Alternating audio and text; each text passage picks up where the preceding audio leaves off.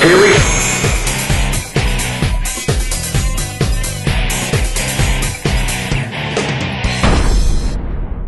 Look at page number 47. Before you can ask, you must know how to listen. Average salespeople versus advanced closers. Number 1 says advanced closers have developed great listening skills. You ever heard of anybody talking their way out of a sale? Anybody ever heard that? You ever hear anybody say, gosh, I'll talk my way out of it? Have you ever heard of anybody saying, man, I questioned my way out of it? You ever heard that one? No, because you can't question your way out of a sale, but you can tell your way through a sale, and you can tell yourself out of a sale, and you can tell the customer out of a sale, but you can never question your way out of a sale. No one has ever listened their way out of a sale either. Number 2, advanced closers realize that when they do all the talking, they become disconnected from their customer. By listening effectively, advanced closers uncover clues to help them close the sale effortlessly later instead of grinding out deals. Number 3 says advanced closers ask high-quality questions. They realize that our customers are smart and they know when they're asking sale questions versus asking high-quality questions. Do customers know when we have commission breath? If we're not on our game and we go out there and we talk to a customer and we're not game ready, could they be thinking, this person's trying to hustle me? Whether you are or not, could the customer be thinking that? Yes or no? Yes. I think they're trying to hustle me. I mean, we are selling cars, right? They think we're sharks anyway when they pull in. Why don't we just prove them right? Ask a bunch of dumb questions, right? Look at the next one. Number 4, advanced closers never assume they understood the customer. They repeat back key information to confirm facts and they demonstrate genuine care. We talked about enthusiasm earlier. What is enthusiasm by definition?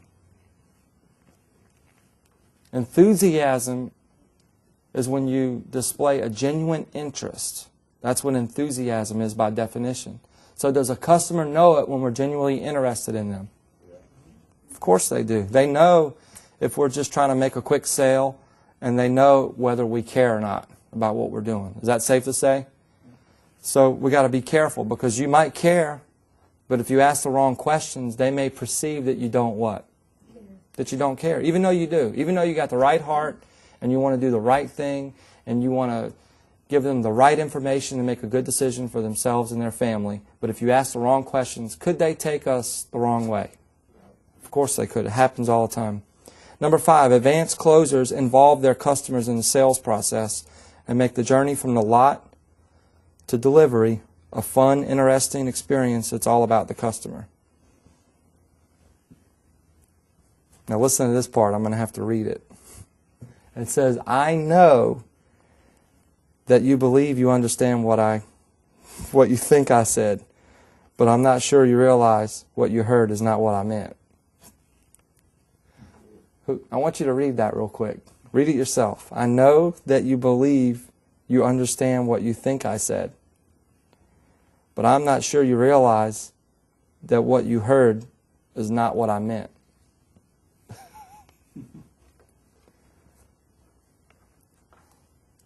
See, when we're talking and not listening, we think that we know where the other person is coming from, but we really don't. But we really believe we do, but we really don't.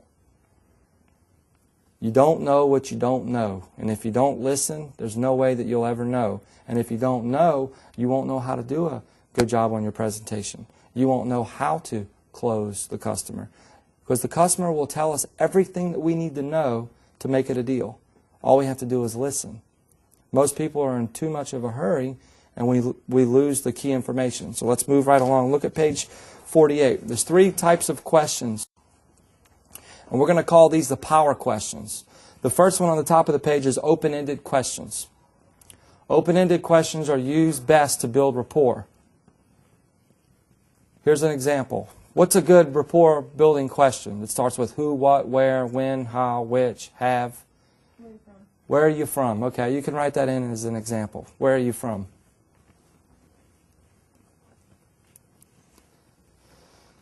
And they're best used to build rapport.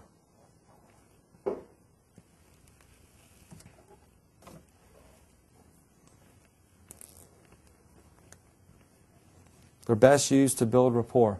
What's another good rapport building question? Wincy?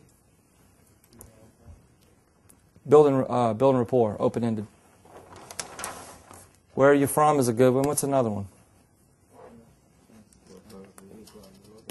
No. Are you looking for something for yourself or somebody else? Something for myself. That's a good investigative question. Now build rapport with me. I'm from New Orleans. She asked me where I was from. I'm from New Orleans. Oh, wow, that sounds pretty nice. I've never been there. How is it over there? That's great. I love it. It's a good place to visit. Are you a saint? How is it from over there? How do you hear about us? How'd you hear about us? That's a good investigative question because we need to know how they heard about us, right? But that's a good open-ended investigative question.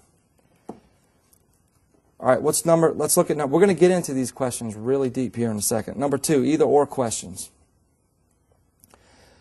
They're best used to investigate, find out their wants and needs, find out what they're looking for. And either or questions are used to control the process, not the customer, but to control the process and stay on track. They're also used to close, and they're also used to investigate. Control, close, and investigate. You might want to write that down. Control, close, and investigate. Either or questions would be something like, is this your first time to the dealership or have you been here before? Did you have an appointment or just stopping by? Were you looking for something for yourself or someone else? Were you looking for a car, truck, or an SUV this time? Were you wanting something pretty much fully loaded or something with a little bit less equipment? Were you looking for a 5-speed or an automatic? Did you like lighter colors or did you like darker colors? Those are all investigative questions. Now look, a good example of an investigative question. Who's got one? You can steal one of mine. Jeff? This for business or pleasure? I'm going to be using it for business. Good one. You can write that one down for an example. Either or questions are best used to investigate, control, and close. Open-ended questions are best used to build what? Rapport. All right, how about yes questions? Yes questions, yeah. Yes, it is. Yes questions we use when we know that the answer is yes, and only yes. It'd be kind of cool if we could learn that one, wouldn't it? You have to know that the answer is yes or don't ask it. Now, there's 2 types of yes questions, and I want you to write that down next to it. Number 1, there's tie-downs. Right next to yes questions, there's tie-downs, and then there's tag-ons. A tag-on is when a customer says something positive, and you tag it with a yes.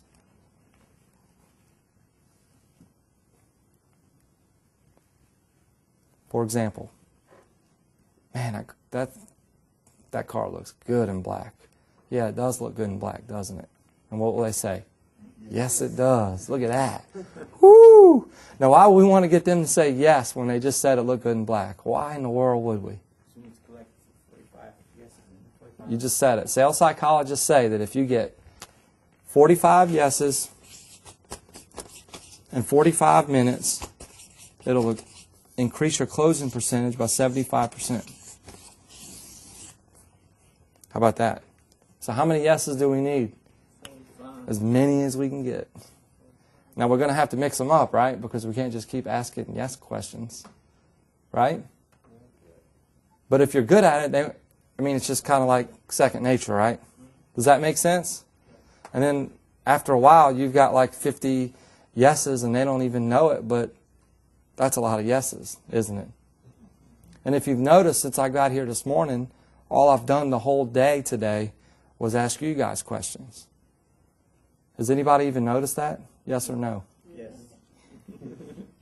No, seriously. The first question I had was, True. The first question was, can y'all sell more cars than you're selling right now? Wasn't it? Yes. It was. And you said yes, didn't you? Yes. And before you know it, there was lots of yeses in here, wasn't there? But seriously, if you got good at this, you'd have more control in a lot, wouldn't you? Yeah. Yeah, you would. Yeah, I know what you're thinking, Ed. Don't ask me, because I'm not going to say yes. Aren't you? I got him to say no, didn't I? Now, there's two types of yes questions. The first one I said was tag on was the first one, right? Yeah, tag on. The second one is a tie down. Tie down. T-I-E-D-O-W-N, tie down. Now, a tie down is when you use information that a customer gave you earlier and you use it to help tie down. For an example, I'm doing a feature and advantage presentation with the customer. Customer told me that this car was going to be used for his daughter, and she was going to be going off to school. They live in Charlotte, and they're moving to the mountain, or she's going to school in the mountains at Appalachian State. Okay? And he told me that right up front that he just wanted good gas mileage and something that was going to be really what for his daughter? Safe. Right? So I know what the hot buttons are, right? So I'm doing my feature advantage benefit presentation. Should it be all about performance and how fast it goes, or should it be more about on the safety since that's what they care about? Okay, so we're on safety. Now, one of the best features on this vehicle is the side door impact beams. Now, what that is a coilonized steel beam that runs through the side of the vehicle, which, you know, if you're ever in a side impact collision, it keeps the other vehicle from coming into the cabin of your vehicle, keeping, you know, the passengers inside safe. And I know, you know, with your daughter going off to school, safety is most important to you, isn't it? And they say, what? Yes. Yes, see, I used information. I just let the customer know that I was what? Listening, but I also tied it down, and I got them to say what? Yes. So that's a tie down. Okay, we're going to get more into this in a little bit. Page 49, open-ended questions. We said we use them to build what? Rapport. Write that in.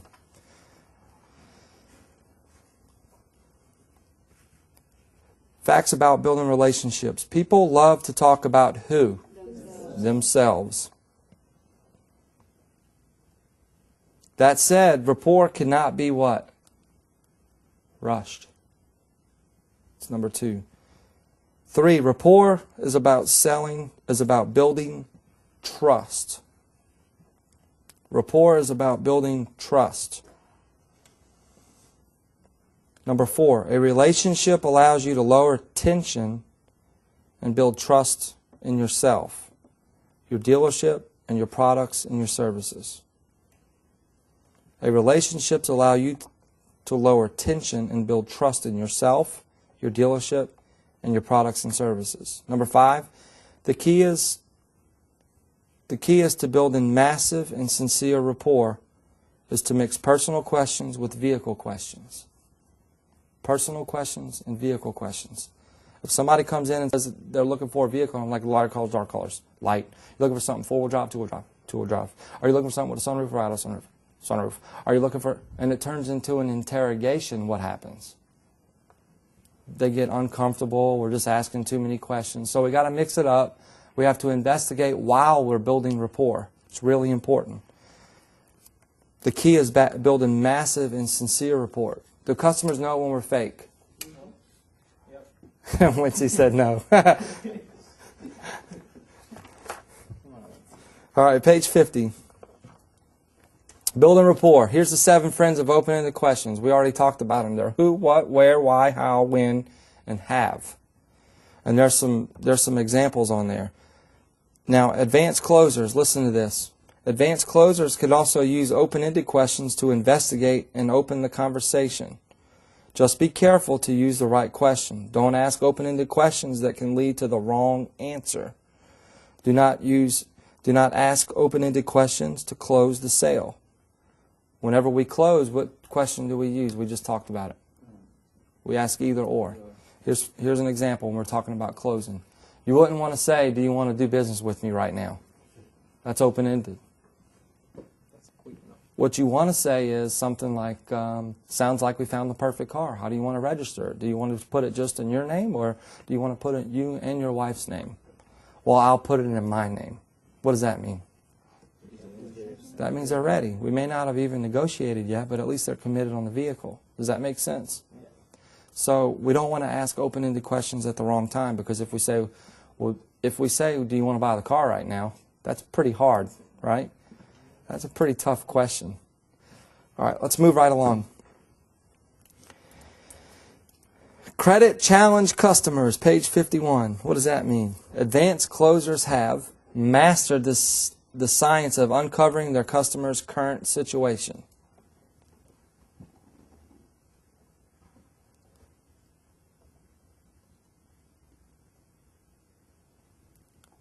Advanced closers mastered the art of demonstrating empathy.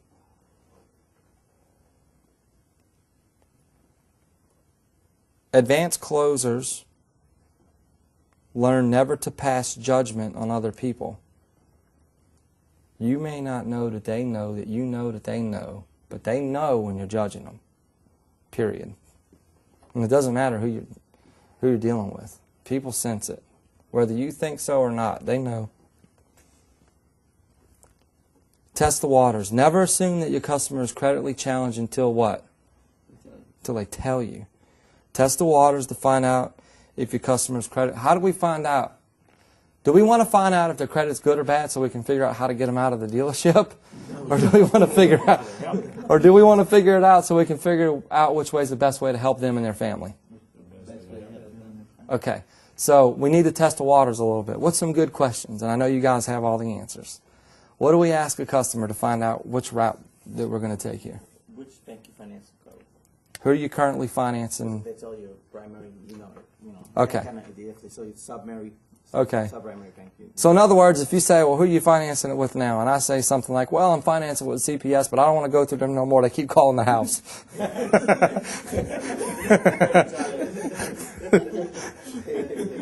Well, who are you financing with? Well, Drive Financial. But listen, I don't know if you want to call them because they're looking for me.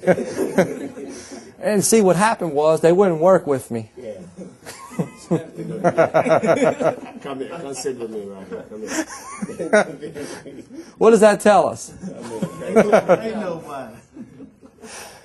All right, so we can ask them that. That's a good one, Mike. What's some more questions we can ask while we're investigating? Your social security number. Yeah. Hey, my name's Darrell. Nice to meet you. What's your social security number? Appreciate it. Thank you. I'll be right back. I'm going to go run and check this out, and if you're okay, I'll talk to you. No, seriously. How do we... Payoff? What's that? Information about the payoff? Payoff, that'll lead us back to which lender, right? That'll help us some. Sometimes they can tell us the name of a lender, and we won't even know the difference, right? Sometimes they say, oh yeah, well, I haven't made payments for about 2 months, and Yep. that might, I haven't made a payment in 2 months, and they're coming after me. That's why I'm here to get a new car. Can you help? So if we say something like, how'd you hear about us? Oh, I saw your ad. Which ad did you see? We got a couple different programs running right now. Depending on what dealership you're working at, this can be formatted easily in any system or any process. Some dealerships like to say, well, we have a promotion going on right now with some really good rates and rebates through our factory, and also we have a program right now to help people reestablish their credit, and we also have the zero down program. Which program sounds like the one that you wanted to take advantage of? And if they say all of them, what does that tell you? It tells you that they want to take advantage of all of them. But it's pretty simple, non-threatening, and we never implied or asked an offensive question, okay? Which really, if you get enough rapport with your customer and they know that you're sincere and they want to help, they'll go ahead and tell you everything that you need to know, true or false. They'll tell you. So that's why we say to uncover their current situation, we're going to have to use empathy and not judge people, and we're going to test the waters. Now, if I want to get a yes from a customer, do I test the waters?